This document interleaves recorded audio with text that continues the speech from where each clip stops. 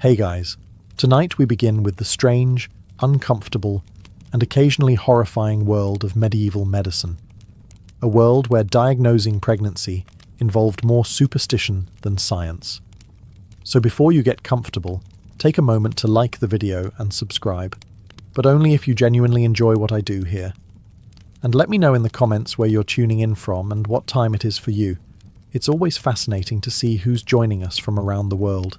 Now dim the lights, maybe turn on a fan for that soft background hum, and let's ease into tonight's unsettling little journey together. If you think modern medicine can be confusing, imagine living in a world where health meant keeping your four bodily fluids in emotional harmony. Medieval Europe believed everyone was a walking soup. Blood, phlegm, yellow bile, and black bile. If any ingredient got moody, congratulations. You were dying, possessed, or both. Doctors at the time had no microscopes, no understanding of germs, and only a passing relationship with hygiene. Their main qualification was a robe, some Latin, and a terrifying amount of confidence. They diagnosed everything, gout, heartbreak, demonic influence, by holding your wrist and pretending to feel destiny. Pregnancy, of course, was just another mystery to be solved by creative improvisation and someone else's bodily fluids. When a woman suspected she might be pregnant, the local physician, a word that here means guy who owns jars, would arrive like an oracle. He'd ask a few serious questions, squint at her colour, and declare he needed a sample. That meant urine, because medieval medicine always came back to pee. To them, urine was the body's autobiography. Colour, smell, texture, and the occasional omen. If it looked lively, pregnancy. If it looked melancholic, not pregnant. If it contained frogs, probably witchcraft. Most medieval doctors operated under the guiding principle of why not? If a theory sounded mystical enough, it was good science. They genuinely believed the womb was a wandering creature that roamed around inside a woman's body causing mood swings. One 14th century text even advised enticing the womb back to its place with pleasant aromas, which raises serious questions about what counted as pleasant. Still, we can't be too hard on them. They were working blind in a world with no microscopes, no hormones, and no understanding of how anything worked besides bread. What they lacked in accuracy, they made up for in flair, and confidence was apparently half the cure. Of all the bizarre pregnancy tests in medieval Europe, none was more popular, or more agricultural, than the wheat and barley test. It was simple, cheap, and perfectly disgusting. The woman would urinate on two small piles of grain, one wheat and one barley, and then everyone would wait a few days. If either pile sprouted, she was declared pregnant. If both sprouted, even better, the midwife would announce twins, or divine that the baby would be blessed. If neither sprouted, she was either barren, cursed, or just dehydrated. According to 14th century medical texts, barley sprouting first meant the baby would be a boy, and wheat meant a girl. So in theory, the plant kingdom was not only confirming conception, but doing gender reveals long before balloons and explosions. It's oddly poetic, life detecting life, and then everyone standing around staring at damp cereal. The logic, while absurd, had a kind of medieval elegance. People genuinely believed that a pregnant woman's urine carried the essence of new life, a sort of magical fertility vapour that could wake seeds from their sleep.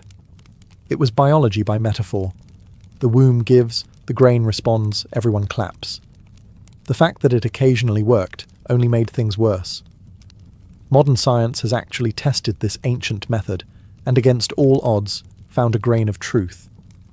Elevated levels of estrogen in pregnancy can slightly accelerate germination.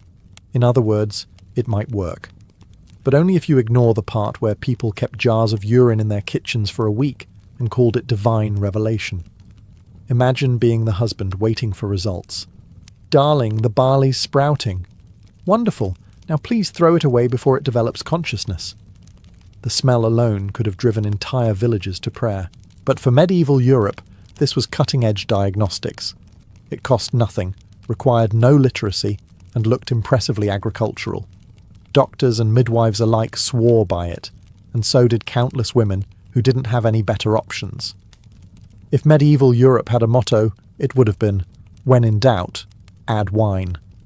It was the solution to everything: infections, heartbreak, social anxiety, and apparently, pregnancy testing.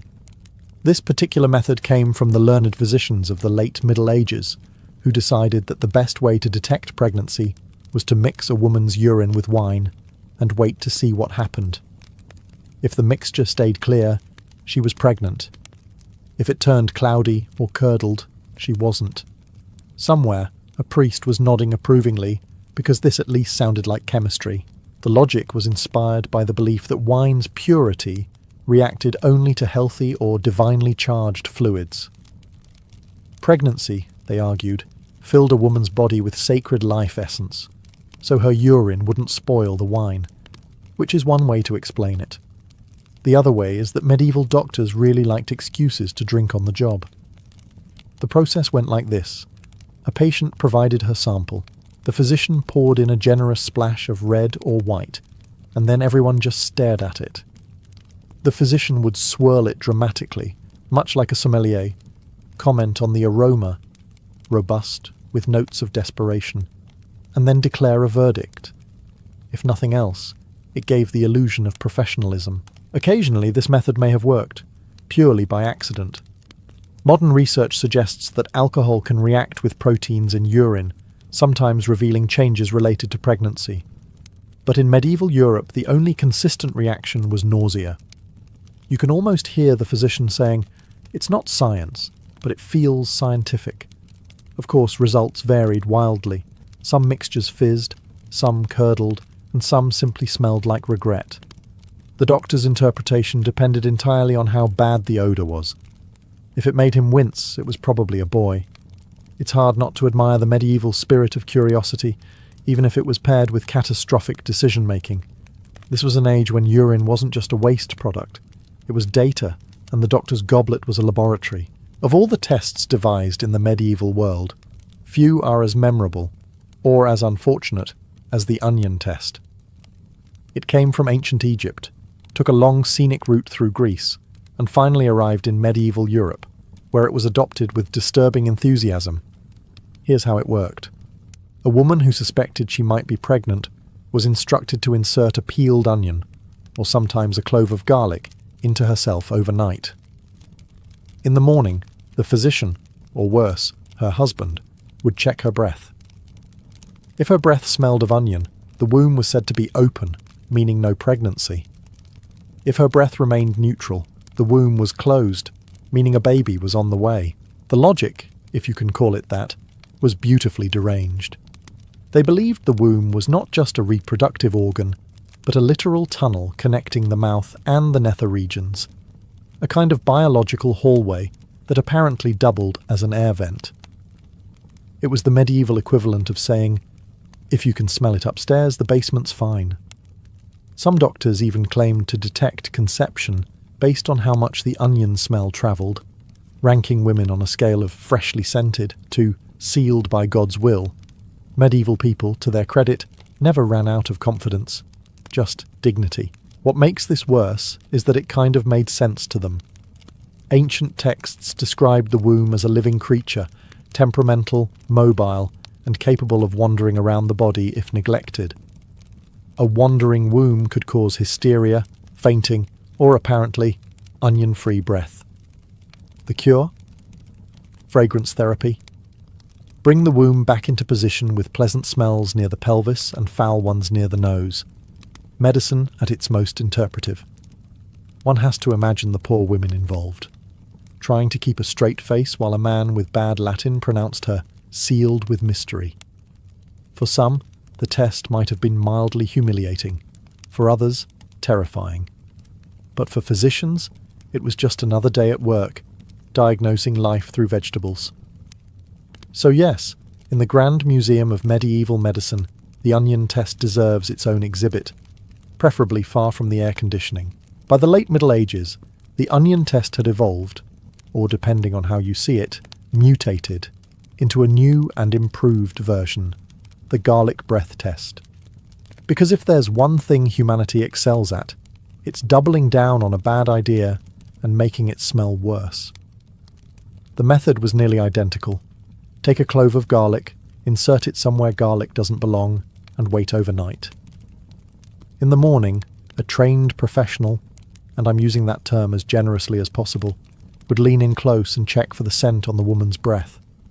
If it wafted upward, the body was open and therefore not pregnant. If there was no trace of garlic, congratulations, you were expecting, and probably never kissing your husband again. The reasoning was, as usual, delightfully insane. Medieval physicians believed that air travelled freely through a woman's body, connecting the mouth, lungs, heart, and womb in one big continuous hallway. The garlic test, then, was a kind of plumbing inspection. If the vapours of the garlic reached the mouth, everything was open. If not, something, or someone, was blocking the pipeline. It's equal parts superstition and early anatomy lesson. After all, they were trying to understand the body with zero technology and a working model that might as well have been drawn by a toddler with a crayon. And yet, they wrote about it with absolute authority. One physician claimed, "The scent, if passing unimpeded, showeth the womb to be void." Translation: I have no idea how this works, but I'm sure it's profound. This wasn't some obscure village ritual either. It was recorded in medical texts and passed down for centuries. Even Renaissance doctors, those self-proclaimed men of science, kept the garlic theory alive. Apparently, progress smells like lunch. Of course, not every doctor used garlic. Some preferred onions, leeks, or even rose petals for gentler results. Which means that medieval Europe was a place where you could walk into a physician's office and be prescribed a salad. At some point, medieval medicine decided that if plants and produce couldn't provide answers, maybe metal could. Thus was born the metal reaction test, a dignified experiment that involved, once again, urine. Because apparently, no one in the Middle Ages ever got tired of examining it under new lighting conditions. The process was simple. Collect the suspect's urine, pour it onto a piece of metal, lead, tin, or occasionally bronze, and wait. If the metal darkened, corroded, or changed colour, the woman was declared pregnant. If nothing happened, she wasn't. And if the metal started smoking, well, that was a sign from God, and also possibly lead poisoning. The reasoning was that pregnancy altered the purity of a woman's fluids, and metals, being noble elements, would instinctively react to this sacred change. It was chemistry before chemistry, or more accurately, before understanding anything about chemistry. The idea that God's favourite metals could somehow sense the presence of a fetus was both profoundly poetic and profoundly stupid. Naturally, results were inconsistent. Some metals tarnished quickly, others not at all, and occasionally a physician would simply declare, "It has a sheen most divine," and hand the woman a bill. The test's reliability depended entirely on the local humidity and how long the doctor was willing to stare at a pot of pee.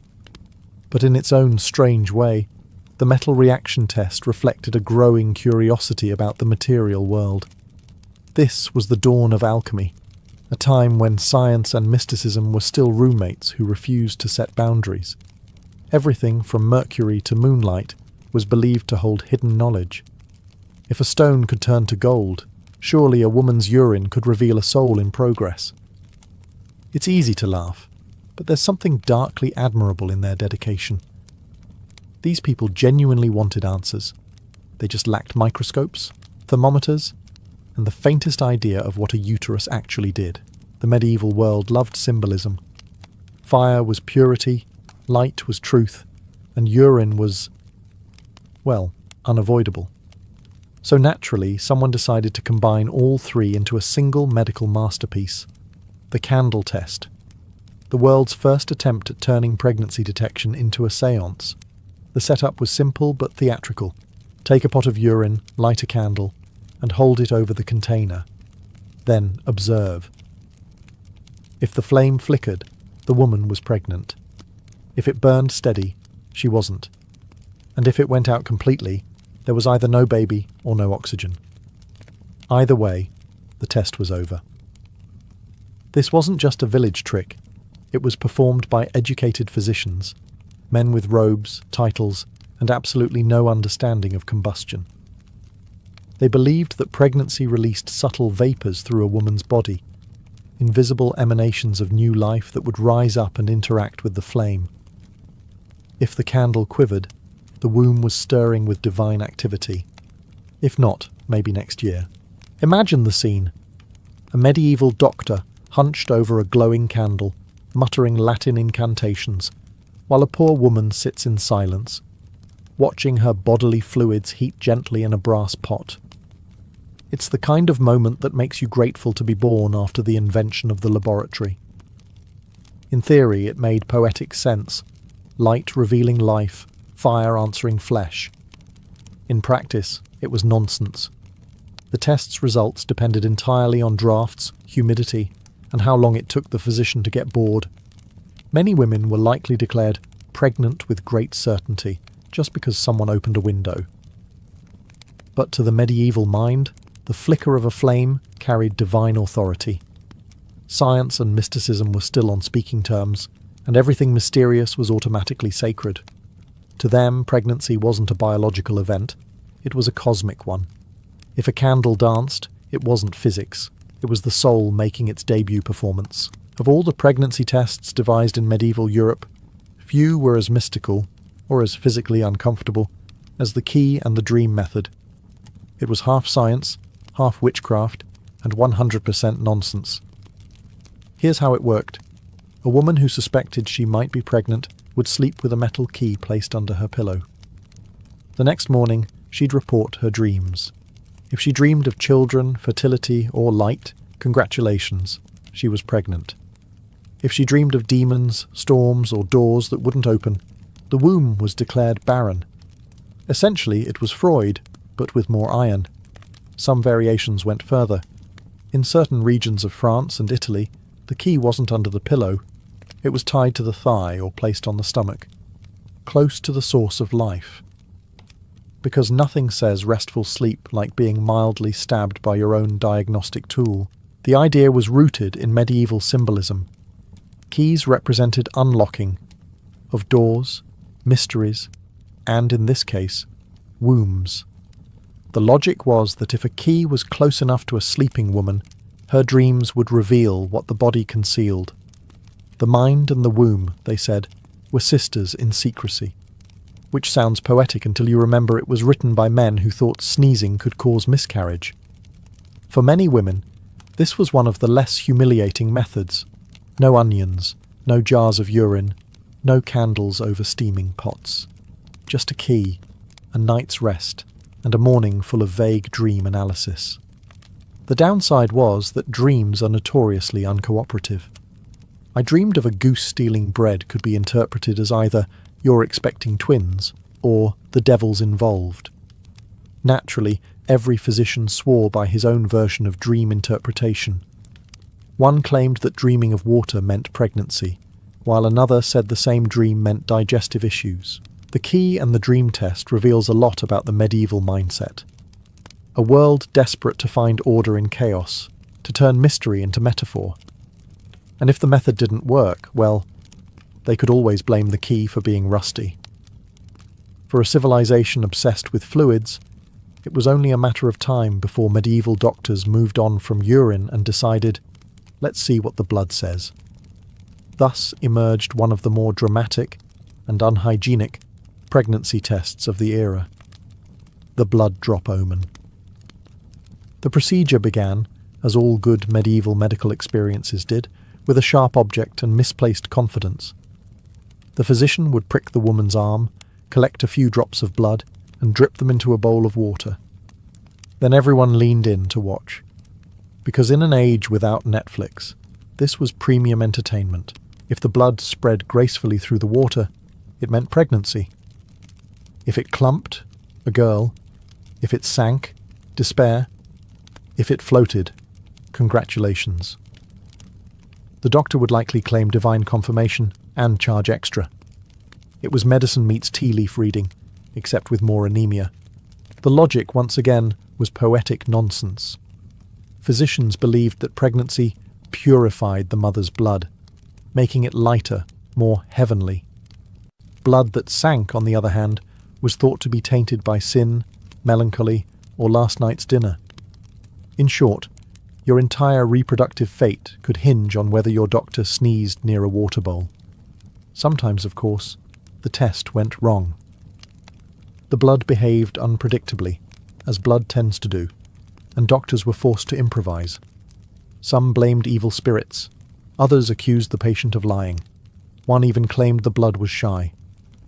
Truly, the scientific method at work. And yet, the ritual had gravitas. There was something sacred about blood, life's red signature. To watch it dance in water was, in their eyes, to glimpse creation itself. It was messy, yes, but so was childbirth. To them, it all fit together somehow. Still, one can only imagine the poor women who sat through this process, bleeding into bowls while a robed man squinted at the results and murmured, "Ah, yes. Very buoyant. If you were a medieval woman and managed to escape the jars, onions, garlic, and bloodletting, there was still one more diagnostic gauntlet waiting for you. The eye test. No tools, no herbs, no incantations. Just a man staring directly into your face until one of you blinked."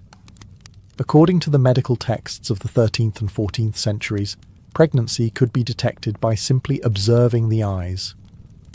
"In the first months," one scholar wrote confidently, "her gaze softens, her pupils grow dim, and there is a sparkle of moisture." Another claimed the veins in a woman's eyes grow red and dancing. A third added, rather ominously, that her eyes shine with the secret fire of creation. Which sounds poetic, until you realize it's just medieval for, "she looks tired." The logic was fairly straightforward if you were from the 1200s and had never seen biology before. Physicians believed the eyes were mirrors of the soul, and since a pregnant woman carried a second soul within her, her eyes must therefore reflect too. Simple math. Also wrong. In practice, the test involved a lot of intense staring. Picture a bearded doctor leaning close, peering into your face with candlelight flickering between you, muttering something about divine moisture. Most women probably felt less examined and more haunted, and yet, somehow, this passed for medicine.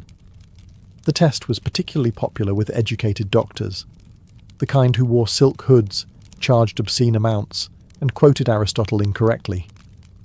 For them, staring into a patient's eyes was preferable to dealing with her actual body, which, as everyone knew, was terrifying and full of mysteries. It also had a kind of social convenience. No awkward undressing, no urine jars, no garlic.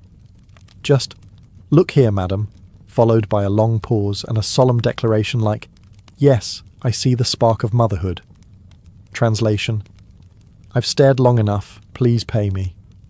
So yes, the eye test may have been one of the least invasive pregnancy methods of the Middle Ages, but it was also the creepiest job description ever written: professional eye contact specialist, part-time prophet. While the men of medicine were busy brewing potions, lighting candles over pots of urine, and pretending to understand Latin, the real experts of pregnancy were already hard at work: the midwives. These women didn't need onions, barley, or blood bowls. They had something far more powerful: experience, observation, and an unshakable sense of when someone was lying about just being bloated. Medieval midwives had seen it all. They were the unsung field researchers of an age that didn't believe in data, but loved gossip. While doctors wrote theories about the essence of life, midwives were the ones catching it, usually while standing in a smoky cottage, elbows deep in someone else's miracle. Their pregnancy tests were simple, and far more reliable than anything the universities came up with. They felt a woman's pulse, noted her skin tone, studied her walk, and paid attention to things like cravings and fatigue. They could often detect pregnancy weeks before any doctor's candle flickered or barley sprouted, and they didn't need to wave garlic around to do it. Of course, their accuracy made them suspicious. Men in authority were baffled by the idea that someone without a beard could know things they didn't. The church often accused midwives of witchcraft, because clearly anyone that competent must be in league with Satan. One midwife was even recorded as saying, The womb tells me what the woman cannot. For a 14th century cleric, that was basically a confession of sorcery. Yet despite persecution, these women persisted. They treated generations of mothers, often for free or for payment in bread.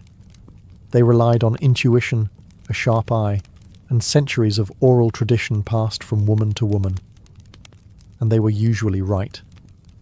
Ironically, the midwives, not the scholars or priests, represented the first real science of pregnancy. Observation, pattern recognition, and practical knowledge. All the things the universities refused to admit mattered. By the late Middle Ages, analysing urine had become a full-fledged profession. Not a side hobby, not an unfortunate Tuesday, but an actual career path. The practitioners were known as uroscopists, and they were the rock stars of medieval diagnostics. These men strutted through towns in velvet robes, carrying crystal flasks filled with other people's bodily fluids, and somehow managed to convince everyone this was respectable. Their entire medical method revolved around one sacred object, the flask of urine, also known as the matula. It was usually held up to the light, swirled like fine wine, and examined for colour, clarity, bubbles, and occasionally omens. If the urine was pale yellow, all was well. If it was reddish, fever. If it was cloudy, pregnancy. And if it was black, well, your soul was already halfway out the door. Uroscopists even published urine colour charts, elaborate wheels showing 40 shades of yellow that made them look like medieval interior designers. They'd point solemnly to a segment labelled hopeful gold or sorrowful brown, pretending the human bladder was a paint sample from Divine Home Depot. What's even more impressive is how portable their expertise was. A wealthy patron didn't even have to meet the doctor. You could send your urine by courier. Yes, mail-order medicine in the 1300s. And the uroscopist would send back a handwritten scroll diagnosing your condition. No follow-up questions, no refund policy. This was serious business. Some doctors claimed they could tell not only if a woman was pregnant, but what kind of child she carried. Cheerful, strong, or melancholic. Because apparently, urine had personality. Of course, the profession attracted its fair share of frauds. Some men bought second-hand degrees, some memorized colours, and some simply nodded wisely no matter what they saw. Your urine, they'd say, shows great complexity, which was medieval for, I have no idea. And yet, people trusted them. In a world without labs, the matula was the closest thing to a microscope, an early attempt to read the body through what it discarded. Crude, yes. Gross, definitely. But in its own way, it was the Middle Ages trying, with all its sincerity and superstition, to look inside itself, one flask at a time. It was only a matter of time before the church noticed what was going on. People boiling urine under candles, sleeping on keys, and stuffing onions into places that weren't designed for produce. In a world where God was supposedly in charge of everything, the church didn't appreciate amateurs running their own biology experiments. Clerics began calling these pregnancy tests vain curiosities. That was medieval code for you're meddling in God's business. After all, only divine will was supposed to reveal life in the womb. To attempt to confirm it yourself, especially using garlic, was seen as pride, or worse, sorcery. Because clearly, Satan's greatest plan for humanity was teaching women to identify a missed period. Pregnancy, in the church's view, was sacred mystery. The Virgin Mary had set the bar extremely high, and the clergy wasn't about to let the average woman's anatomy turn into a public guessing game. So priests condemned many of these methods, particularly the ones that looked too ritualistic. Wine and urine, possibly witchcraft, sprouting barley, pagan, candle tests, definitely heresy with better lighting. Of course, medieval Europe being medieval Europe, the prohibition only made the tests more popular. The church's disapproval gave them a whiff of forbidden knowledge, which for some women was better than another lecture about chastity. Midwives, already under suspicion for knowing too much, continued their work in secret, caught between religion and reason. It wasn't that the church opposed all forms of medicine. They just didn't like any process that allowed people to skip the priestly middleman. If you were sick, you confessed. If you were dying, you confessed faster. But pregnancy? That required no sin, no confession, and therefore no revenue. It was the ultimate theological loophole. In a way, the Church wasn't entirely wrong. These tests were unscientific, messy, and often dangerous. But in suppressing them, it also delayed the pursuit of actual understanding. The result was a strange equilibrium, the faithful praying for signs from heaven while the curious still stared into bowls of urine, hoping to see life reflected back. For a millennium, that was medicine's awkward truce with theology. Half faith, half fumes, and entirely human. Every now and then, amid the chaos of medieval medicine, something almost miraculous happened. A superstition that, against all odds, kind of worked. Not because anyone understood why, but because even a broken worldview gets one right occasionally. Take the wheat and barley test. Remember the one where women peed on seeds to see if they sprouted? Modern scientists actually revisited it and found a faint glimmer of truth. Estrogen in pregnant women's urine can stimulate seed germination, meaning that, without knowing it, medieval peasants stumbled upon an early form of biological assay, centuries before laboratories or microscopes. In other words, they invented pregnancy testing by accident and then immediately buried it under garlic and theology. Even the wine test, that strange medieval cocktail of bodily fluids and fermented grapes, had an unexpected scientific core. Alcohol does react with certain proteins and hormones present in urine during pregnancy. Of course, it was never precise, but it worked just enough to convince everyone to keep trying it, and possibly to justify drinking on the job. It's a recurring theme in history. Blind superstition tripping over actual science. The medievals were surrounded by clues, physical, chemical, biological, but without the tools to interpret them, they turned everything into ritual. They were performing experiments. They just didn't know it. Each test was part medicine, part magic trick, part faith. You have to admire the persistence. If something seemed to work twice, it was holy truth. If it failed, it was the devil's interference. Peer review consisted of shouting Latin louder than everyone else.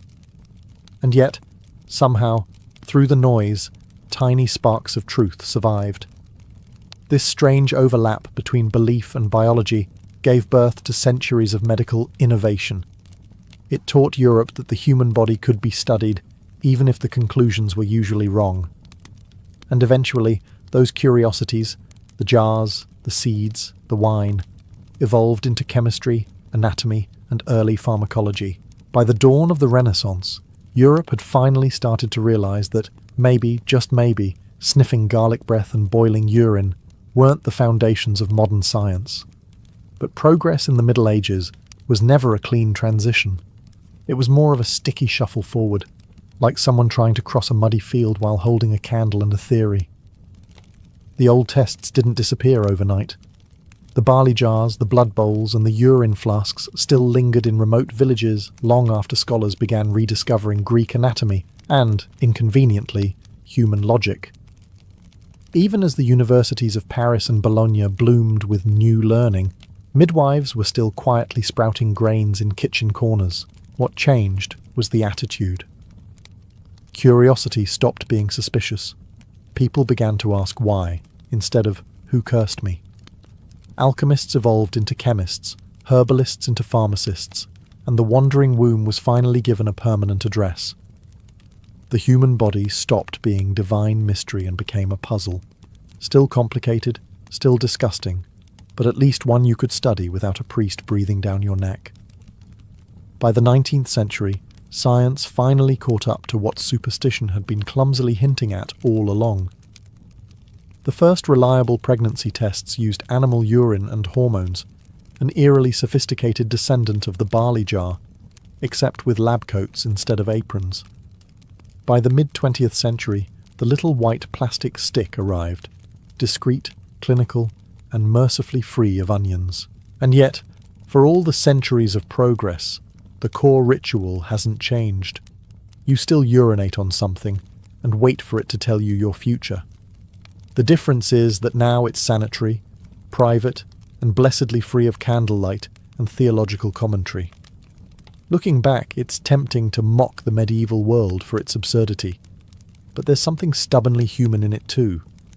They were guessing, experimenting, hoping, just with worse lighting and no soap. Their failures paved the road we now walk with sterile hands. In the heart of Egypt's royal palaces, beyond the towering pylons and the scent of lotus gardens, lay a world the public would never glimpse. The royal harem, per Kent, the house of the secluded, was a place wrapped in mystery and myth. It was not simply a den of pleasure, as foreign chroniclers would later imagine, but a realm of education, politics, and quiet ambition.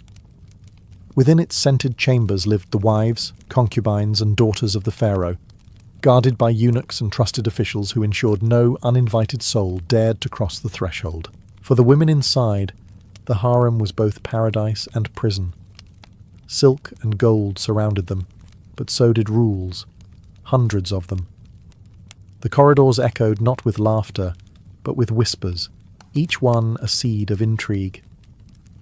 The great royal wife, often the pharaoh's equal in status and ceremony, presided over this inner world like a queen within a kingdom. Beneath her were noble-born ladies, foreign princesses offered as tokens of alliance, and servants trained in grace, music, and obedience. Education was not neglected here. The daughters of Egypt's elite learned to write hieroglyphs, recite poetry, play the harp, and master the art of diplomacy. Every gesture mattered, for one wrong look or careless word could destroy a future. A favoured concubine might rise to influence, bearing a prince whose bloodline could one day claim the throne. Another might vanish overnight, erased by jealousy or rumour. The walls of the harem concealed more than beauty. They hid ambition sharper than any blade. Behind closed doors, alliances were formed, and secrets traded like gold. Couriers whispered through silk screens, carrying messages that could sway ministers or topple viziers. When the pharaoh fell ill or old, the harem became the battlefield of succession. Every woman with a son saw a crown in her dreams, and every servant carried knowledge worth killing for. To the people beyond the palace gates, the harem was a legend, a place of forbidden allure. But for those inside, it was a game of survival, where perfume masked fear and affection could be fatal. Beneath its painted ceilings, Egypt's most intimate power struggles began, not on the battlefield, but in the dark, perfumed silence behind the curtains. Every pharaoh's harem reflected his reign, his power, his vanity, his fears. Desire and diplomacy intertwined in ways even the gods might envy. The women who filled these gilded chambers were not merely ornaments, they were instruments of policy, chosen with care from noble families and foreign courts alike. To marry or bed a princess from Babylon, Nubia, or Hatti meant forging alliances that reached far beyond the Nile. Yet within the harem walls, these foreign women found themselves caught between reverence and resentment. They were symbols of Egypt's dominance, but also reminders of its vulnerability. At the top stood the great royal wife, the true queen of Egypt, often worshipped beside her husband as divine consort. She wielded authority not just in ceremony, but in council, sometimes acting as regent when the pharaoh was away or dead. Queens like Nefertari and Tiye proved that the harem could produce partners in power, not just concubines of pleasure. Their portraits on temple walls were more than art. They were propaganda, proclaiming to all that Egypt's stability began in the royal bedchamber. Below the queen, a delicate hierarchy ruled. Each concubine's value depended on her favour with the king and the birth of a son. Servants moved silently between silk partitions, bringing perfumes from Punt and honeyed figs from Thebes, while eunuchs maintained order with an almost religious devotion. The harem functioned like a small city, self-contained and heavily guarded. Even the architecture reinforced control. Labyrinthine halls ensured no outsider could enter, and no insider could easily escape. But desire in a palace of gods was dangerous. Every touch carried political weight. A single night's favour could change destinies. a forgotten lover could become a viper. The pharaoh's heart was an empire in miniature, rival kingdoms of affection rising and falling with every passing whim. The women knew this, and they played their roles with exquisite precision. Some relied on beauty, others on intellect, a few on cunning. In these perfumed rooms, politics wore the mask of passion. A well-timed smile could secure a throne for a son unborn. And while the men of Egypt built pyramids to honour their gods, it was the women behind veiled doors who built the legacies of kings, one whispered secret, one stolen night at a time. Life within the harem was not a simple indulgence in perfumes and silk. It was a system, structured, meticulous, and deeply symbolic. From the moment a girl entered the harem, her world shifted from the dust of the outer city to the fragrance of incense, the rustle of linen, and the silent discipline of ritual. Here, knowledge was a weapon, and the wise survived longer than the merely beautiful. Young women of noble or royal birth were educated by priestesses, scribes, and musicians in the art of refinement. They learned to read the sacred texts, to pour wine without spilling a drop, and to sing hymns that pleased both gods and men. Their voices echoed through painted corridors, each note designed to soothe or seduce. Beauty was rehearsed as if it were religion, hair braided with lapis and gold, skin anointed with oils from Nubia, eyes darkened with kohl to mirror the horizon at dusk. But beneath the cosmetics and ceremony lay something sharper, the understanding that charm could command armies, and a glance could unmake alliances. Philosophy, history, and politics often followed the lessons of dance and music. The most trusted tutors taught their pupils how to read faces, how to listen between words, and how to remember every small secret shared in passing. The daughters of pharaohs were schooled not just in elegance but in espionage, learning that the fate of Egypt could hinge upon a whisper behind a curtain. Many of these women were prepared for roles beyond pleasure. Some would become priestesses of Hathor, goddess of love and joy. Others would be sent as brides to foreign rulers, bearing both beauty and information. But those who remained within the royal walls grew into silent strategists, masters of influence in a world that pretended they had none. And through it all, they learned to mask emotion with grace. A jealous heart could be fatal, a careless confession, ruinous. The harem was an academy of subtlety, where smiles hid schemes and laughter disguised fear. In this school of silks and shadows, women learned how to wield power without ever appearing to hold it, and how to survive in a world that worshipped them one day and condemned them the next. No war was bloodier than the one fought behind the harem's closed doors. There were no swords or spears, only words sharpened like daggers, glances that could kill reputations, and gifts that carried poison. The royal harem was a battlefield disguised in silk, where alliances shifted with the wind, and enemies smiled over shared cups of date wine. Every woman inside the harem understood the unspoken law. Proximity to the pharaoh meant survival. A single look from him could turn a slave into a queen, or a queen into a memory. Jealousy festered beneath the perfume and laughter. The great royal wife fought not only to keep her husband's favour, but to protect her children's future from rivals eager to see their own sons crowned. Servants carried rumours as if they were jewels, traded and sold in whispers, each one capable of igniting chaos. In this intricate hierarchy, beauty was only half the battle. Wit, charm, and manipulation ruled where strength could not. Women bribed eunuchs for information, sent coded messages through embroidered gifts, and performed rituals to win divine favour. The Temple of Hathor, patroness of love, received endless offerings from anxious hearts seeking an advantage in the eternal contest for affection. But even victory came with danger. A favoured concubine's triumph could end as swiftly as it began. A rival might slip venom into her ointment jar, or spread tales of witchcraft to discredit her name. The pharaoh, ever surrounded by diviners and spies, could turn cold overnight, leaving yesterday's darling in chains or exile. Foreign princesses, far from home and stripped of power, often became pawns in these games. Their only defence was cunning diplomacy, befriending scribes, gaining allies among guards, or appealing directly to the queen's vanity. In the harem's politics, mercy was rare and victory fleeting.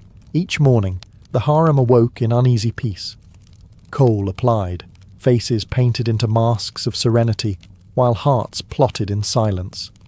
The air smelled of jasmine and fear. And though the world outside saw the harem as a paradise of pleasure, those within knew better. It was a kingdom of rivalry where the sweetest smile could hide the cruelest intent, and survival depended not on beauty, but on the ability to play the game without ever losing composure. In the harem, poison was more common than perfume. Death rarely came from a blade, it came from a goblet, a vial, a whisper. Behind the veils of luxury, the harem was also a court of spies and silent killers. Every woman, every servant, every eunuch knew that life could end with a sip of wine or the scent of a flower. The line between survival and execution was as thin as a silk thread. Pharaohs trusted no one completely, not even those who shared their bed. Intrigues brewed faster than incense smoke.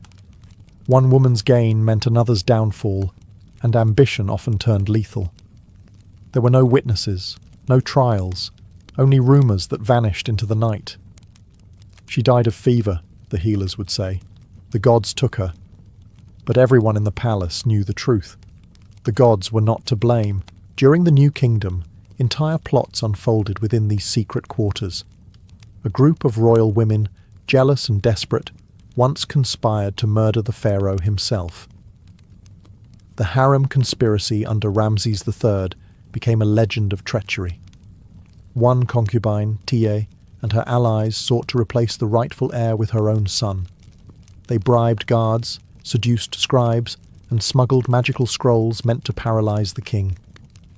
When the plot failed, the conspirators faced grim punishment. Executions carried out in silence, names chiseled out from memory. But the message endured. Even kings could bleed in the harem's shadow. Servants were often forced to choose between loyalty and survival. A careless word could cost a life, a useful secret could buy freedom. Eunuchs, trusted as neutral guardians, became the unseen watchers of empire. They reported whispers, recorded meetings, and sometimes ended them. Every step in the harem was political theatre. A glance, a bow, an offering, all could be a signal. Those who mastered deception thrived. Those who hesitated disappeared. The harem, in truth, was a miniature court of Egypt itself, filled with divine ceremony, yet governed by mortal fear. Behind the sweet music of harps and the gentle rustle of linen, the air was heavy with tension. The women of the harem smiled as they danced for the gods, but in their eyes flickered the knowledge that one false move, one misplaced trust, could end not just a life, but a dynasty. Every empire needs its guardians, and in Egypt's royal harems, those guardians were the eunuchs, the watchers who saw everything and spoke of nothing. They were both invisible and indispensable, the silent machinery that kept the harem's delicate order intact. Castrated in youth and sworn to eternal service, they were trusted precisely because they could not father children, and thus posed no threat to royal bloodlines. Yet in truth, they wielded more power than many ministers of state. The eunuchs controlled access to the women, guarded the gates, carried the messages, and served as the eyes and ears of the pharaoh himself. They knew who whispered to whom, which gifts carried hidden meanings, and which tears were real or rehearsed. A single eunuch could make or destroy reputations simply by allowing or denying an audience. In a world ruled by secrecy, they were the masters of silence. Though their bodies had been sacrificed to service, many eunuchs compensated with intellect and cunning. They studied languages, politics, and theology, becoming indispensable intermediaries between the harem and the outer court. Some rose to positions of immense influence, advising queens, and even shaping matters of succession. The harem might have been governed by beauty and charm, but it was administered by men who had neither, and that paradox made them formidable. Life for them was a strange mixture of privilege and exile. They dined well, wore fine linen, and spoke directly to royalty, yet they remained outcasts, neither fully male nor accepted as equals by courtiers. In the palace hierarchy, they were both revered and pitied, symbols of absolute loyalty purchased at a terrible price. At night, when the palace quieted and the women's laughter faded into the walls, the eunuchs remained alert. They checked the corridors, sealed the doors, and reported any unusual sound. It was they who found the poisoned goblet before it reached the queen's lips, or intercepted the letter meant for a rival's destruction. Their vigilance kept Egypt's royal blood safe, or at least alive for another day. The eunuchs of Egypt were more than guards. They were witnesses to history's most secret moments. While pharaohs were immortalized in stone and queens in legend, these watchers of secrets faded into anonymity. Yet without them, the empire's golden silence would have long ago shattered. To outsiders, the royal harem gleamed like paradise, a realm of music, silk, and eternal pleasure. But to many who lived within its high stone walls, it was a prison carved from gold.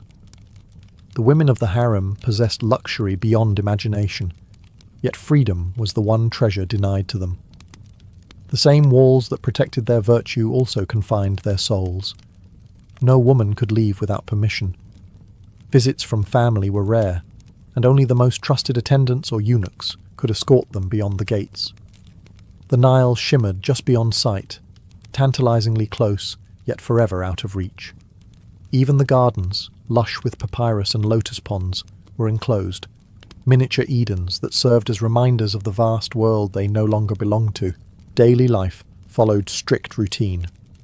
At dawn, attendants brought scented water for bathing, while musicians played soft hymns to Hathor, goddess of love.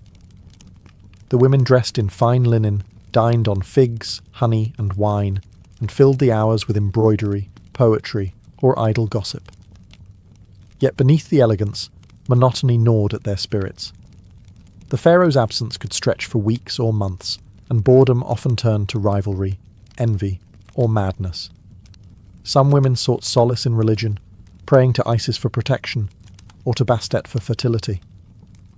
Others found comfort in forbidden friendships, small rebellions against a system that prized them for their beauty, but denied them purpose. There were tales of concubines who disguised themselves as servants just to walk in the streets again, only to be caught and never seen afterward. For those who once held power, foreign princesses, noble-born daughters, the confinement was especially cruel. They had been raised to rule courts, not to fade behind curtains. Some turned their intelligence toward survival, keeping journals, studying theology, or training their sons to become heirs. The harem walls could not confine ambition, they only made it quieter. And yet, in this prison of gold, a strange resilience thrived.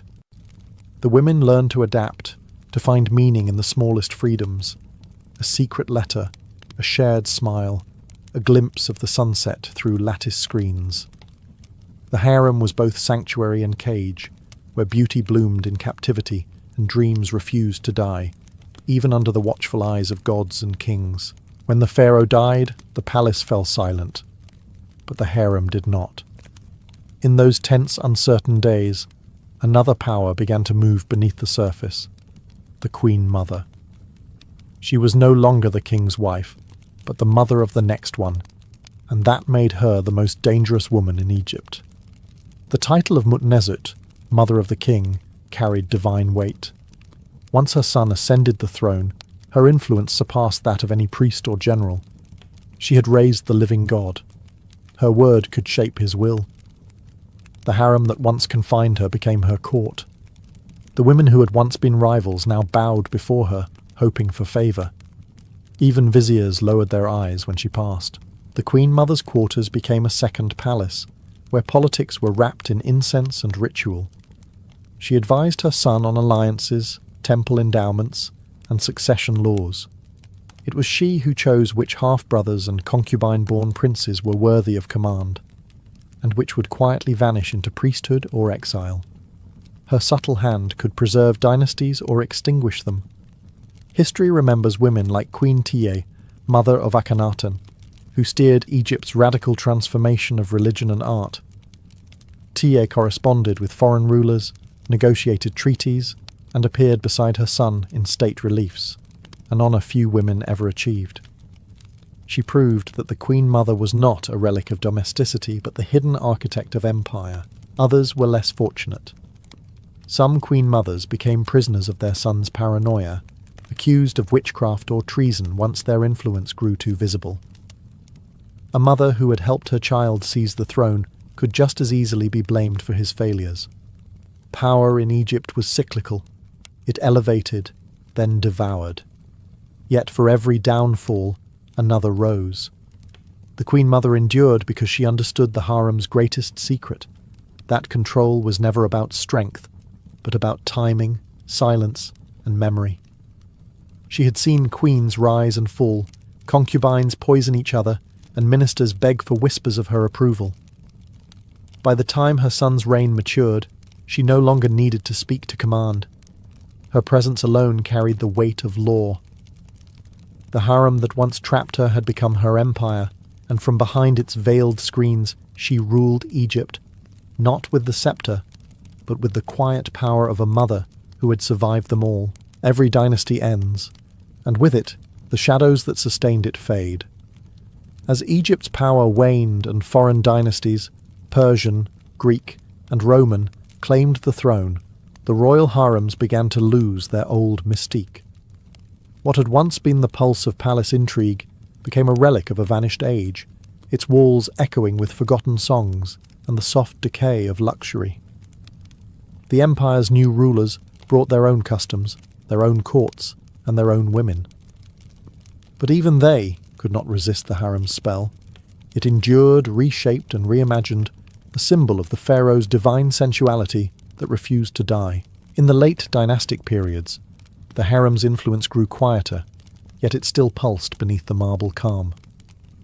Queens like Cleopatra VII redefined what it meant to be a woman of power in Egypt, no longer confined to secrecy, but wielding beauty, intellect, and politics in the open.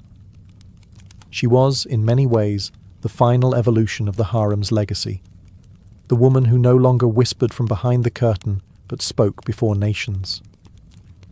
But long before Cleopatra's rise, the decay had already begun. Corruption seeped through the palace walls. Eunuchs turned from guardians to power brokers, and intrigue lost its purpose when foreign armies marched through the delta.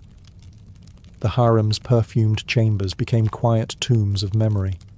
Those who had once shaped empires through whispers watched as foreign generals dictated Egypt's future in public halls.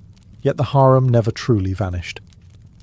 Its essence survived in myth and memory, in the hieroglyphs etched deep within tombs, in the poems that spoke of secret love, and in the cautionary tales told by scribes.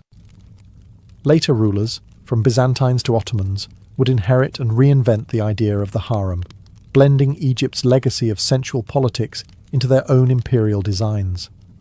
Historians still debate whether Egypt's harems were places of empowerment or imprisonment. Perhaps they were both. Within those walls, women were denied freedom, yet they learned to turn confinement into influence. They ruled without thrones, commanded without titles, and reshaped dynasties with words softer than a sigh.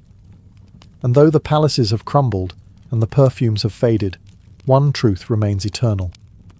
Egypt's royal harems were not merely chambers of pleasure, but crucibles of power, where beauty became strategy, silence became language, and destiny was written behind closed doors. When the Puritans crossed the stormy Atlantic, they claimed to be escaping the sins of Europe, the vanity of kings, the corruption of bishops, the moral rot of city life. Yet the world they built in America was no Eden. It was a crucible, forged by fear and faith, where every act was weighed on the scales of salvation. In the fledgling towns of Massachusetts, Connecticut, and Virginia, church steeples rose before taverns, and sermons echoed louder than laughter. God was everywhere, and so was the suspicion of the devil. Religion was not merely belief, it was law. Ministers governed not only souls but behaviour, dictating how one dressed, worked, married, and even dreamed. Dissent was treason, and temptation was an enemy hiding in plain sight. Puritan colonies were bound together by strict moral codes, but beneath the sermons of purity, human weakness simmered. Ministers preached chastity, but whispered with widows. Elders thundered about virtue while pocketing tithes. Sin was the one thing that needed no immigration papers.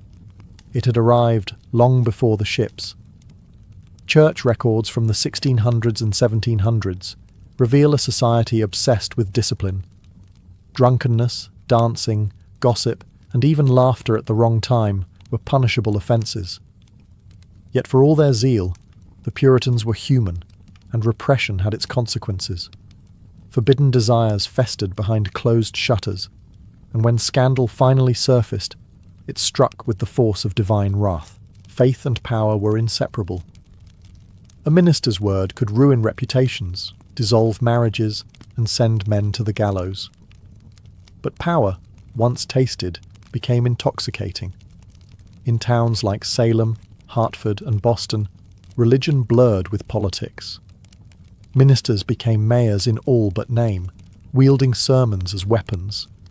The pulpit became a throne, and every rival congregation a battlefield. And amid this suffocating piety, rumours grew. A pastor caught in adultery might blame witchcraft. A rival church might accuse another of harbouring Satan's agents. Behind every accusation, there was envy, rivalry, or lust dressed in holy robes. The God-fearing world of colonial America wasn't just a society of believers, it was a society afraid of its own shadow. The devil, they said, prowled in the wilderness. But more often than not, he wore the face of a neighbour sitting 2 pews away, smiling during prayer. In colonial America, ministers stood as the ultimate moral authorities, men believed to be chosen by God himself to guide the faithful. They were the interpreters of Scripture, the arbiters of salvation, and the voices of divine law. Yet, behind the pulpit's solemn dignity, many carried secrets that would have scandalized even the most hardened sinner in the pews. The irony of a preacher caught in sin was irresistible to a community that saw virtue and vice as cosmic warfare. One of the earliest and most notorious cases involved Reverend Henry Smith of Wethersfield, Connecticut. In the 1640s, Smith's fiery sermons against sin stirred fear and awe, until whispers began to spread. He was accused of greed, cruelty, and taking liberties with a female servant. His congregation divided, his reputation shattered, and Smith fled into obscurity. His downfall became a warning. When those who spoke for God sinned, the entire community trembled. But Smith was hardly alone. Throughout the colonies, pastors became entangled in moral and financial scandals. Some were caught embezzling church funds or manipulating tithes for personal gain. Others, far worse, were accused of adultery or improper conduct, with parishioners who came seeking comfort. Each revelation tore through the fabric of colonial society, exposing the uncomfortable truth that holiness and hypocrisy often shared the same pulpit. These scandals were not just personal tragedies, they were public events. The entire congregation became a courtroom, the sermons turned into trials. Ministers were expected to embody divine perfection, yet they were men surrounded by temptations amplified by power.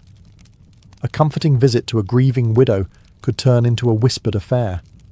A moment of kindness to a servant girl could become a gateway to ruin. And because the colonies lacked separation between church and state, moral failure was not merely shameful, it was political suicide. In a world where faith ruled every aspect of life, a minister's fall was the devil's triumph. The people saw such scandals as proof that Satan had infiltrated the church itself. Confessions were demanded, punishments were swift, and the cycle of sin and salvation continued. The preachers who once claimed to save souls became examples of corruption, their sermons echoing with the sins they secretly could not escape. Religion in colonial America was not a quiet matter of prayer. It was a war fought with sermons, pamphlets, and public humiliation. Churches were more than houses of worship. They were centres of political power, gossip, and control. Ministers competed for followers the way generals fought for soldiers, and congregations often split into bitter factions over theology, leadership, and money. Every dispute, no matter how small, was framed as a cosmic battle between good and evil. At the heart of these divisions lay pride and ambition. Ministers accused rival preachers of false doctrine, greed, or heresy, often disguising jealousy as zeal. Congregations broke apart, forming new sects that declared themselves the true followers of God. In Boston, the controversy surrounding Anne Hutchinson in the 1630s exposed this religious volatility. Hutchinson, a midwife and spiritual thinker, began teaching that grace came directly from God, not through ministers. For that, she was tried and banished, not just because of her beliefs, but because she threatened male authority in a world ruled by the pulpit. Her exile marked a turning point. Religion was no longer just faith, it was politics. Each new church carried with it the ghost of the last one, resentment, betrayal, and ambition disguised as holiness. Pastors built followings by attacking others, using their sermons to stir fear and loyalty. The more scandalous the accusation, the larger the crowd that gathered on Sunday. Colonial religion thrived on drama, and ministers learned early that outrage filled pews faster than Scripture alone. Disputes over money deepened the divide. Some churches fought over tithes, accusing others of misusing sacred funds to build lavish meeting houses or purchase expensive communion silver. Others quarrelled over who held the right to hire or fire clergy, the congregation or the colonial governor. These clashes often ended in public trials that blurred the line between courtroom and church service. In this environment, faith was as much performance as devotion. Congregants judged one another's righteousness like juries, and salvation became a competition. The church, meant to unite, instead fractured the colonies into endless rivalries. And in those rivalries, the whispers of scandal grew louder. For every sermon about heaven, there was a secret argument, a hidden affair, or a prayer muttered in envy, proof that beneath the hymns and hallelujahs, power, not piety, ruled God's house. By the late 17th century, religion and scandal in colonial America had taken on a darker tone. Fear became the most effective sermon. When ministers could no longer keep congregations loyal through faith alone, they turned to the devil. Witchcraft, that ancient shadow, became the perfect explanation for everything that went wrong. Failed crops, sudden illness, or moral collapse.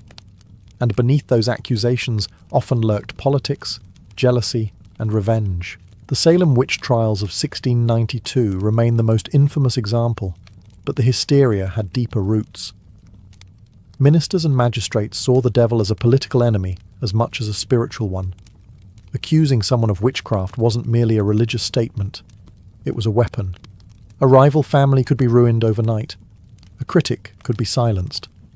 A woman who questioned authority could be hanged. And all of it could be done in the name of God. Behind the pulpit, preachers like Cotton Mather thundered about invisible demons and divine justice. Yet many historians now see those sermons as political theatre. The colonies were unstable, plagued by disease, economic hardship, and conflict with native tribes. In such uncertainty, witchcraft served as both distraction and control. Fear united the flock when faith faltered. The louder the sermons about Satan, the quieter the dissent against ministers themselves. Accusations often began as whispers. A servant girl falling ill, a cow dying mysteriously, a woman muttering after church. But once suspicion took root, it spread like wildfire. Ministers lent credibility to gossip, transforming rumour into revelation. Courts became extensions of the pulpit, and testimony born of hysteria carried the weight of divine truth. Yet the trials also revealed a brutal irony. Those most obsessed with purity were often the ones most corrupted by power. Some ministers used witch hunts to eliminate critics or distract from their own sins. A preacher accused of adultery could regain his moral standing by denouncing a witch. In Salem and beyond, righteousness became a mask for vengeance. When the hysteria finally burned out, it left behind a haunted silence. Ministers who had once preached about the devil now stood accused of unleashing him. And for the first time, colonists began to wonder if evil truly came from witches, or from the men who preached against them.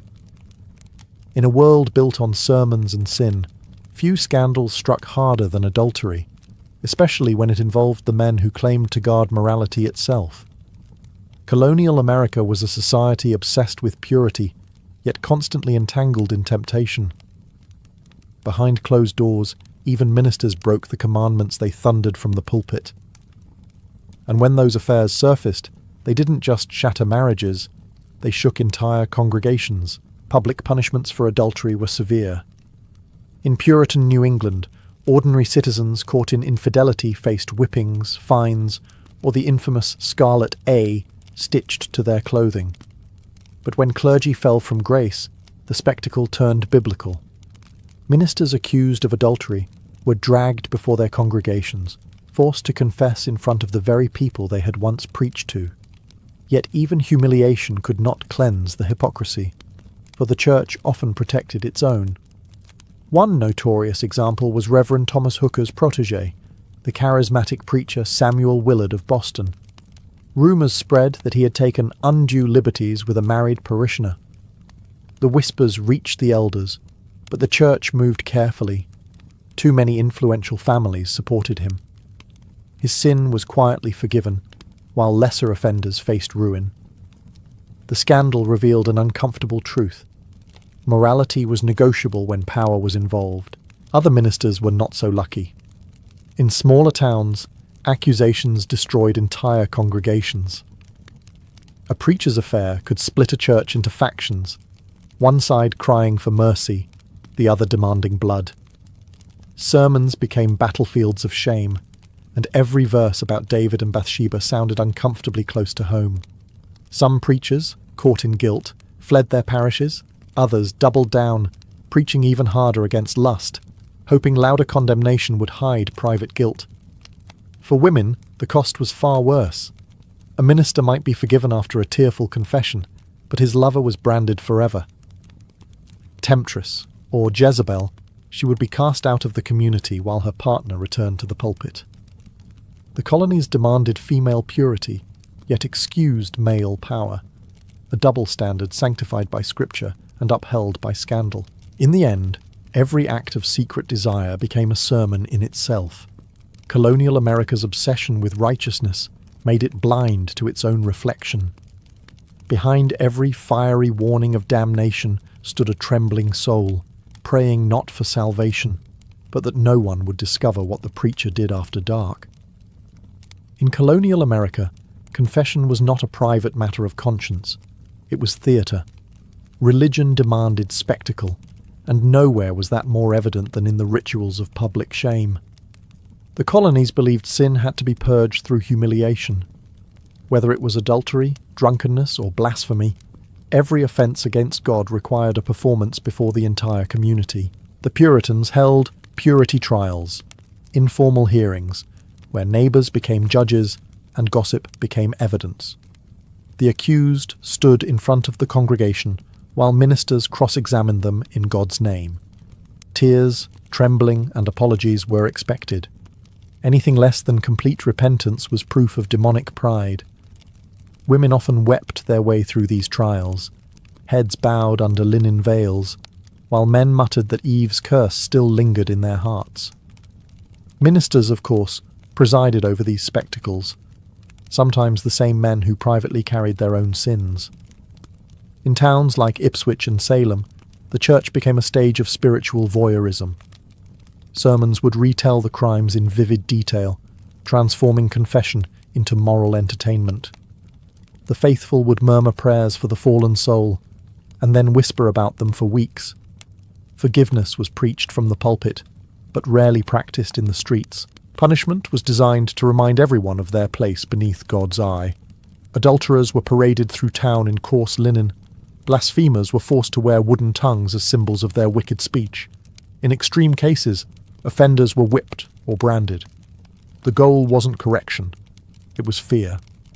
Every punishment reinforced the message that salvation depended not only on faith, but on obedience to the social order. Yet these rituals revealed more about control than holiness. Ministers and elders wielded shame like a tool to silence dissent, especially against women or lower-class citizens. A poor widow accused of immodesty could be ruined. A wealthy merchant caught in the same act could repent quietly with a donation to the church. Religion claimed to cleanse, but in practice it reinforced hierarchy. Over time, even devout colonists began to sense the cruelty beneath the piety. The very faith that promised redemption had become a system of domination, where forgiveness was conditional, confession was coerced, and holiness depended not on one's soul, but on one's standing in the community. By the early 18th century, colonial religion had become a mirror, reflecting its own contradictions. Ministers preached purity, while hiding corruption. Congregations cried for moral order, yet revelled in gossip. The louder a man proclaimed his holiness, the more likely someone whispered about his sins. Hypocrisy became the colony's most accepted secret, the invisible glue holding a trembling society together. Church attendance was near mandatory, but faith was often performance. Families dressed in their finest sat through endless sermons and nodded solemnly as ministers condemned vanity and greed, only to discuss land deals and scandals over supper. Sunday was for repentance, Monday for rumour. Even the sermons themselves became political tools, crafted to flatter wealthy patrons or attack rivals under the guise of divine inspiration. Colonial diaries reveal how deeply this hypocrisy was woven into daily life. Women wrote of preachers who scolded them for pride while demanding private visits. Men confessed to manipulating scripture for profit. One Boston merchant admitted attending church for business more than belief, since most contracts were sealed with a handshake after service. The church was not only a sanctuary of souls, it was the stock exchange of reputation. The hypocrisy extended beyond individuals. Entire congregations played at righteousness while protecting their own scandals. When a prominent elder's son was caught in adultery, the matter was quietly handled. But if a servant girl was accused, her punishment was swift and public. Double standards were justified through scripture, twisted to preserve the hierarchy of gender and class. Sin was not measured by its nature, but by who committed it. Ministers, once the unquestioned moral beacons of the colonies, began to lose their aura of divine authority. Too many had been caught in contradictions, preaching against temptation while secretly indulging in it. The pulpit, once feared, became a stage for skepticism. Parishioners whispered during sermons, wondering whether their preacher's tears were genuine or rehearsed. This slow erosion of trust planted the seeds of a new kind of faith, one that would rise later with the Great Awakening. People began to crave sincerity over ceremony, grace over judgment. But in this moment, the colonies remained trapped in their own theatre of virtue. They sang hymns of repentance with lips that lied and prayed to a God who, by now, must have learned to ignore their hypocrisy. By the 1730s, the colonies had grown weary of hollow sermons and moral masquerades. The hypocrisy of old churches had drained faith of its fire. Then came the Great Awakening, a storm of revival that swept through towns like wildfire, promising rebirth and truth. Travelling preachers thundered across fields and meeting houses, urging colonists to abandon pretense and face their sins directly. For the first time, religion became emotional, raw, and personal. Men like George Whitefield and Jonathan Edwards shattered the calm of traditional worship. Their voices rose not from pulpits of polished wood, but from the open air, where thousands wept and shouted under the sky. Edwards' famous sermon, "Sinners in the Hands of an Angry God," painted salvation as a trembling thread over the fires of hell. Fear, passion, and repentance mingled until faith felt alive again. But this awakening was not only spiritual, it was social rebellion. The movement challenged the established clergy, exposing their greed and moral failures. Ordinary people no longer needed permission from ministers to speak with God. Women, servants, and even enslaved Africans found their voices in revival meetings, proclaiming visions, dreams, and divine callings. The Great Awakening gave power to the very people colonial religion had long silenced. Established churches panicked. Ministers denounced revivalists as fanatics, accusing them of spreading hysteria. Pamphlets flew like arrows, sermons mocking other sermons, accusations of false prophecy and sexual immorality. The revival that promised purity instead revealed the rot beneath the system. When revivalists wept openly for grace, traditional clergy sneered that such displays were immodest. But behind that contempt was fear of losing control over the pulpit and the purse. Scandals multiplied as preachers who claimed divine revelation fell into the same traps as their predecessors. Charismatic revivalists were caught in affairs, misusing donations, or preaching apocalyptic visions for profit. The public, once moved to tears, began to question whether any man of God could truly be trusted. Yet for all its chaos, the Great Awakening tore away religion's mask. It revealed faith as both fragile and powerful, a force that could inspire redemption or ignite madness. In trying to cleanse the colonies, revivalists succeeded in doing something far more dangerous. They made the people see that sin didn't live in the wilderness or the witch, but within every beating heart, including their own. As the colonies marched toward revolution, the moral storms of the past century left behind a permanent mark.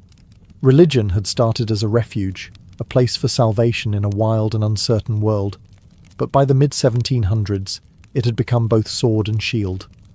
Ministers invoked scripture to bless rebellion, just as their predecessors had used it to justify obedience.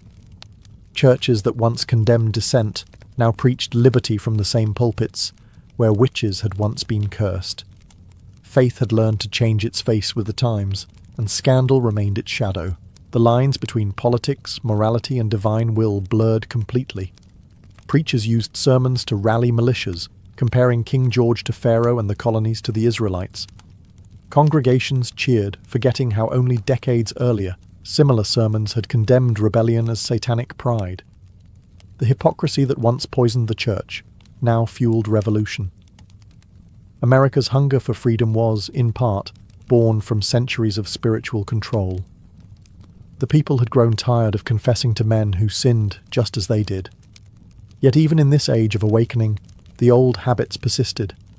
Ministers accused rivals of secret loyalism, and political opponents were labelled enemies of God. Moral virtue became a weapon once again, this time to prove one's patriotism. Religion still held the power to bless or destroy reputations. To be godly was to be loyal. To doubt was to risk exile. The colonies had traded one kind of tyranny for another, cloaked now in divine rhetoric, but the legacy of scandal never truly vanished. It transformed. Instead of witch hunts and public whippings, there were pamphlet wars and whispered accusations of infidelity or heresy. Faith continued to police the soul, only now through reputation rather than law. The pulpit's power shifted, but it did not fade. In the end, colonial America's greatest sin was not adultery, blasphemy, or greed. It was the belief that faith and power could coexist without corruption. Every sermon, every scandal, every confession had proven otherwise. The colonies entered independence with churches still divided, ministers still flawed, and believers still human, forever caught between salvation and shame. And so the story of religion in early America closed as it began, not with purity, but with the uneasy truth that the same faith that built a nation also nearly damned it. In the 1630s, the Massachusetts Bay Colony stood as the shining example of Puritan ambition, a model Christian commonwealth governed by scripture and strict discipline. Its founders believed they were building God's earthly kingdom, a city upon a hill for all the world to admire. Yet beneath that vision of unity, cracks had already begun to form. The colony was prosperous, yes, its towns growing, its churches multiplying, but its government was suffocating. Political power rested in the hands of a small circle of magistrates and ministers who claimed to speak for God. For ordinary settlers, it felt less like a holy refuge and more like a sanctified cage. Among the restless was a man named Thomas Hooker. a respected minister and scholar from Chelmsford, England. Hooker had fled persecution in his homeland, hoping to find spiritual freedom in the New World. But what he discovered in Massachusetts was not freedom at all. The Puritan leaders, led by Governor John Winthrop, insisted that only full church members could vote or hold office. Salvation, they believed, gave a man not just a soul, but a voice. Hooker, however, saw danger in that union of faith and authority. He believed government should rest on the consent of the governed, not merely on the approval of the elect. Hooker's sermons began to stir unease. He preached that God's grace did not make men superior in earthly matters, and that every free man should have a say in how he was governed. To some, his words were heresy. To others, they were liberation. The colony's elders feared Hooker's ideas would unravel their fragile theocracy. A minister questioning the link between salvation and power was more than a theological nuisance. It was a political threat. By 1635, tensions between Hooker and Massachusetts authorities had reached their breaking point. The debates grew heated, the sermons sharper. Hooker's followers, farmers, craftsmen and settlers, tired of rigid rule, began to dream of a new beginning. They no longer wished to live under men who equated dissent with sin, and so, beneath the banners of faith, the seeds of rebellion were quietly sown. Hooker would not stay to reform Massachusetts from within. He would build something new beyond its borders. A colony where church and government could exist without suffocating one another. A vision that would soon reshape American democracy.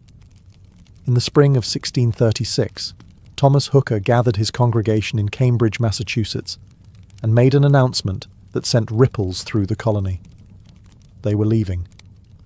Not for England, not for another established town, but for the wild, untamed lands to the west, beyond the control of the Massachusetts General Court.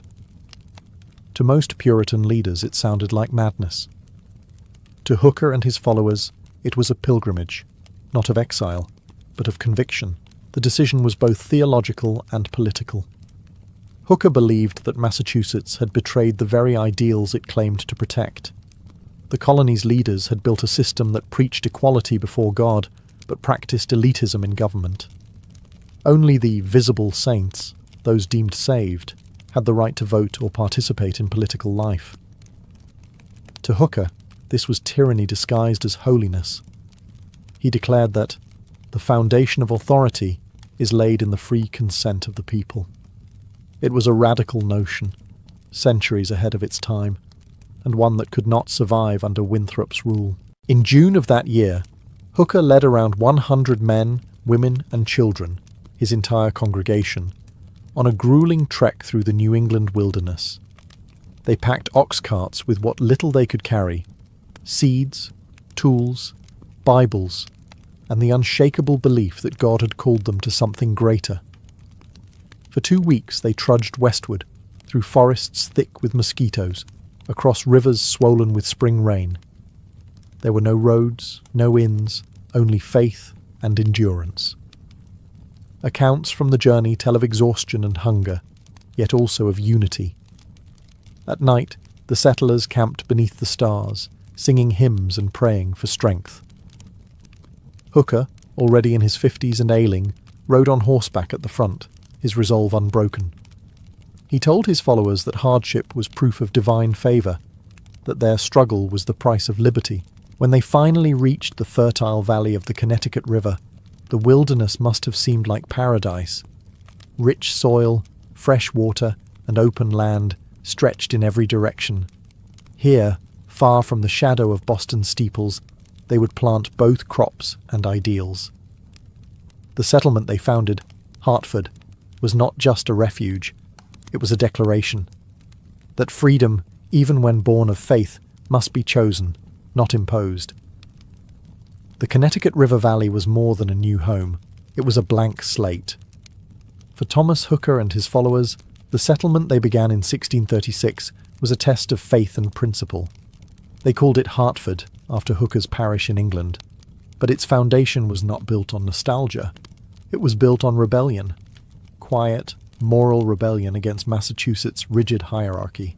From the start, Hartford's settlers made one thing clear: this would not be another theocracy disguised as democracy.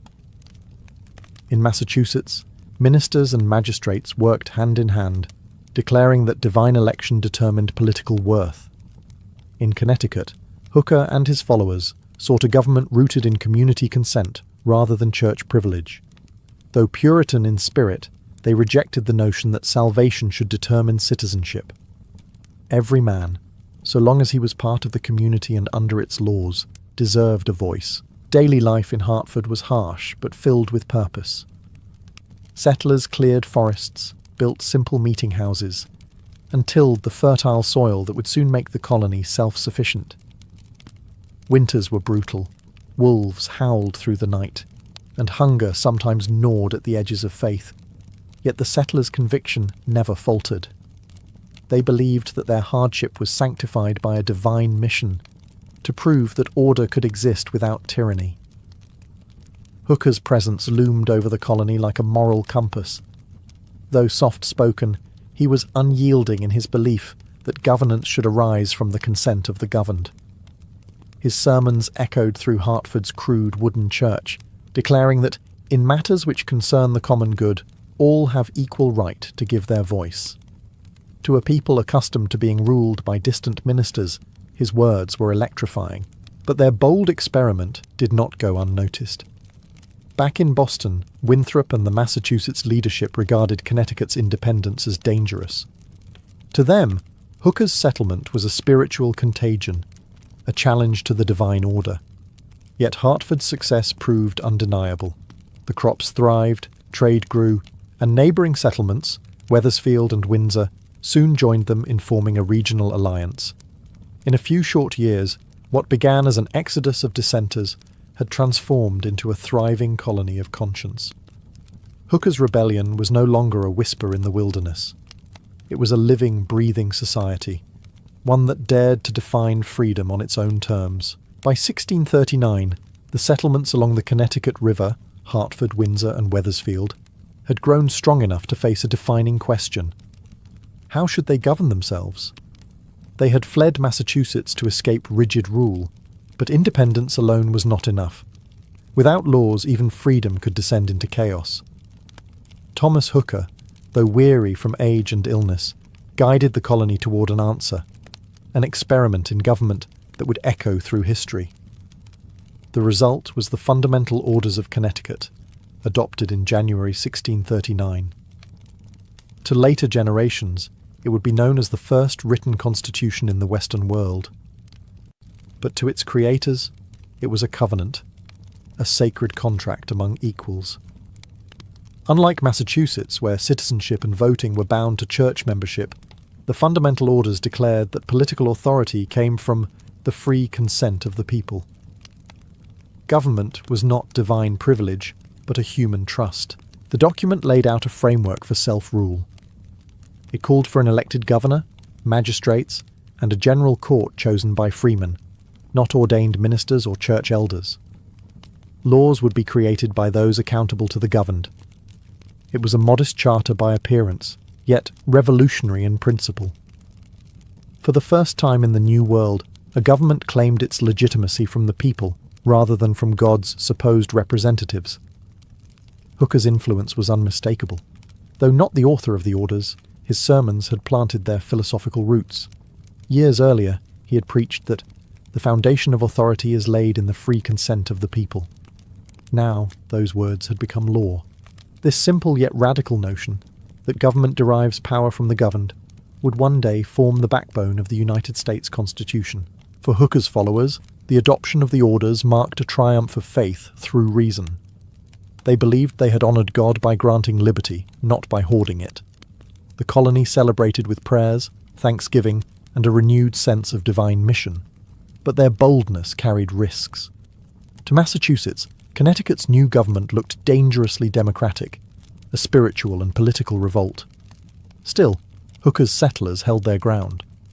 In the silence of the frozen Connecticut River Valley, a revolution had begun, one not fought with muskets, but with principles inked on parchment and sealed by conviction. Connecticut's quiet revolution did not go unnoticed. To Massachusetts Bay's leadership, Hooker's colony was not a sister settlement. It was a rogue state. The idea that men could govern themselves without church oversight was more than heresy. It was political contagion. The Massachusetts magistrates feared that if Hooker's doctrines spread, their own authority, wrapped in divine justification, would crumble, and so began a cold war of words, theology, and pride. At first, the tension was cloaked in diplomacy. Massachusetts sent letters questioning Connecticut's right to establish an independent government without permission from the original royal charter. They reminded Hooker and his allies that the land along the Connecticut River had once been claimed by Massachusetts traders. Beneath the polite language ran a clear threat: submit to Boston's authority or face legal and spiritual consequences. Hooker responded not with defiance, but with scripture. In his sermons, he reminded his congregation that even Moses had sought counsel from the people before leading them through the wilderness. Authority, he argued, must serve the governed, not rule them. His words spread quickly, copied by hand and carried from village to village. For many colonists across New England, Hooker's defiance gave voice to something they had long felt but dared not say: that holiness and hierarchy were not the same thing. Massachusetts ministers countered by labeling Hooker's colony a breeding ground for error and disorder. Some accused him of sowing the seeds of anarchy. Others hinted that such democratic notions would invite divine wrath. Yet Hooker's followers remained steadfast. They refused to attend Massachusetts synods, refused to tithe to Boston churches, and even refused to obey colonial summons. For a people raised to obey authority as a sacred duty, such resistance was nothing short of revolutionary. The dispute soon spilled into the courts. Massachusetts tried to reclaim the river towns through royal charters and trade restrictions, but Connecticut held firm. Backed by their alliances with local native tribes and their growing prosperity, the settlers stood their ground. In the end, Massachusetts realized that force would only divide the Puritan cause. Hooker had won, not through rebellion or blood, but through conviction. Connecticut remained independent, a living argument that moral authority did not require Massachusetts's blessing, only the courage to stand apart from it. Freedom came at a price. The Connecticut settlers, though spiritually and politically independent, were surrounded by challenges that tested their resolve far more than theological debates ever could. The Connecticut River Valley was fertile, but it was also contested land. Home to powerful native tribes like the Pequot and the Mohegan, and coveted by Dutch traders from New Netherland.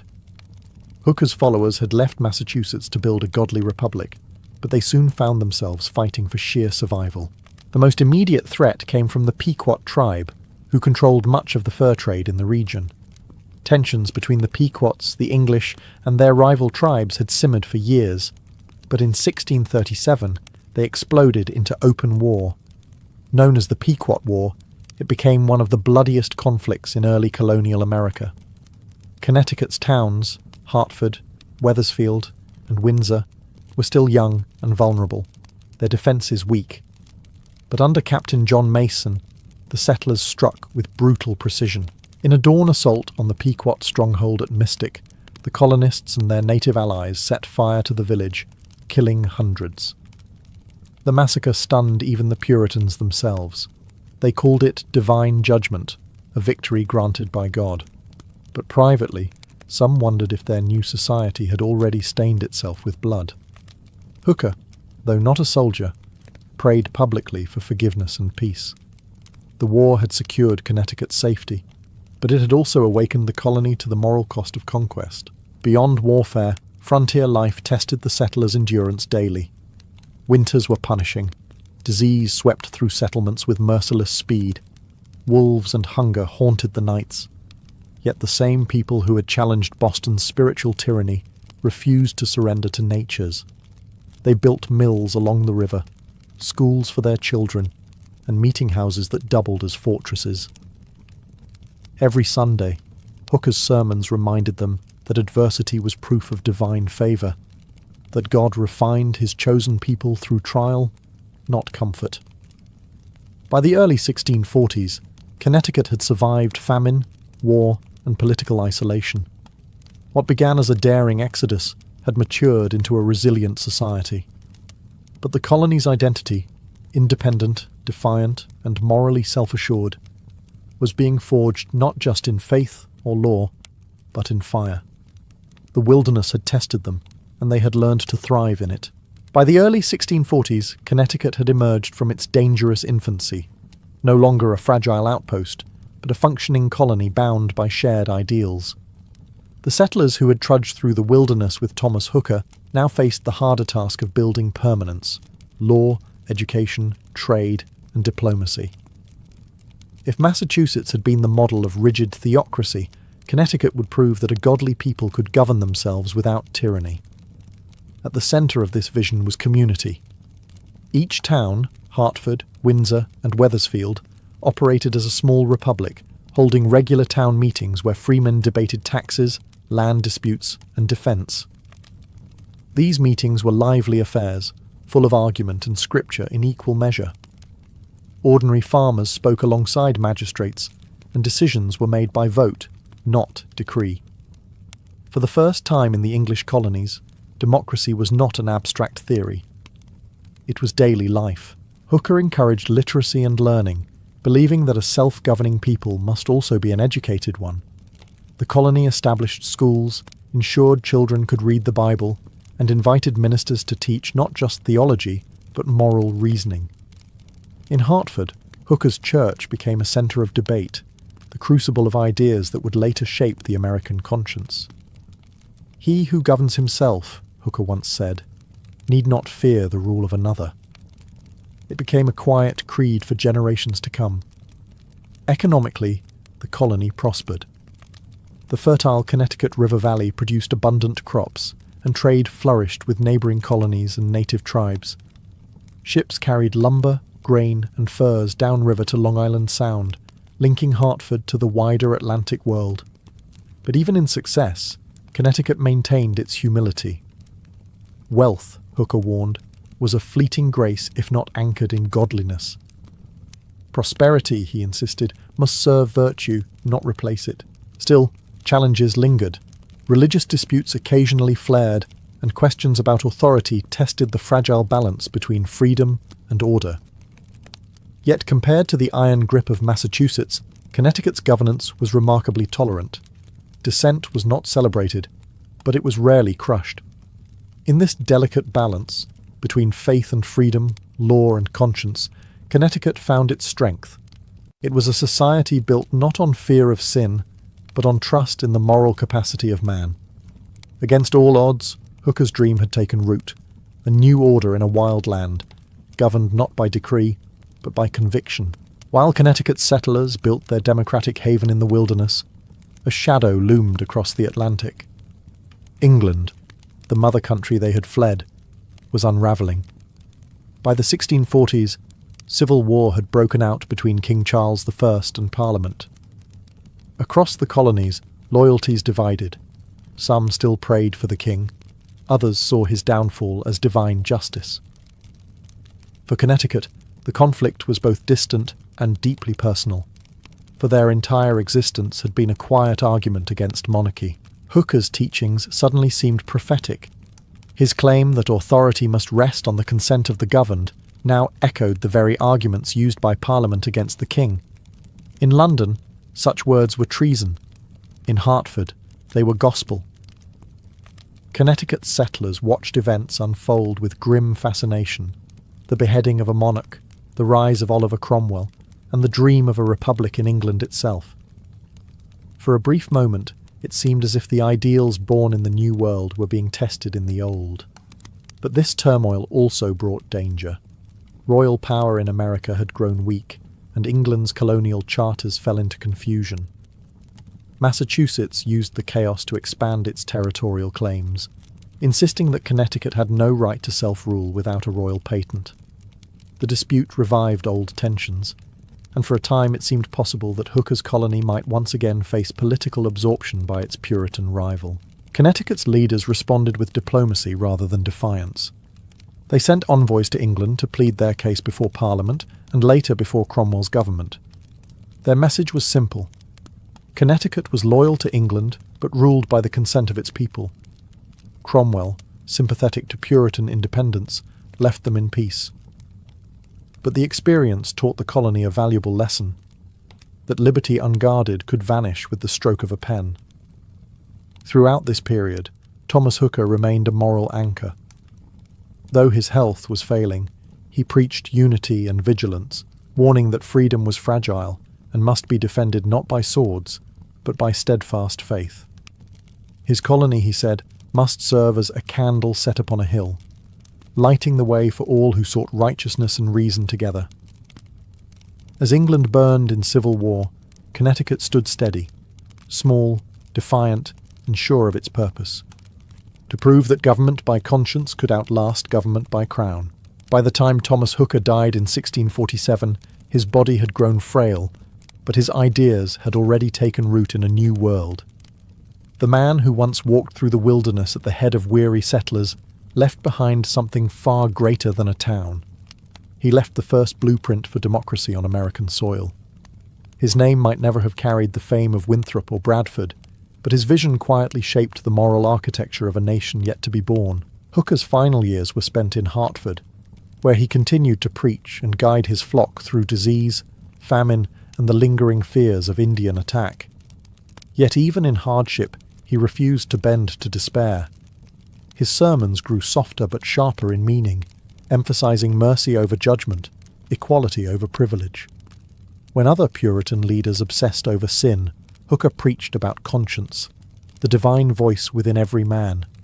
He told his people that true authority was not granted by ministers or monarchs, but by God speaking through the collective wisdom of the people themselves. After his death, his followers carried that torch forward. The fundamental orders remained the foundation of Connecticut's government, a living testament to his principles. Even critics in Massachusetts grudgingly admitted that Hooker's colony had achieved something remarkable: stability without tyranny. Generations later, his words would echo in the rhetoric of the American Revolution, when patriots declared that government derives its just powers from the consent of the governed. Those phrases, often attributed to Enlightenment thinkers, were born in the pulpit of a Puritan preacher on the edge of the wilderness. Hooker's influence outlived the theocracy he challenged. While Massachusetts clung to its narrow orthodoxy, Connecticut's more inclusive system attracted settlers from across New England. The colony thrived in peace and prosperity, its people proud of a government that balanced liberty with law. Even when royal charters and governors later tried to assert control, Connecticut's democratic habits proved impossible to uproot. In the grand story of America, Hooker's march to the Connecticut River was more than a migration. It was a statement of faith in humanity's moral capacity. His colony stood as proof that conscience, not coercion, could bind a people together. And in that truth lay the seed of a future republic, one born not from conquest, but from conviction.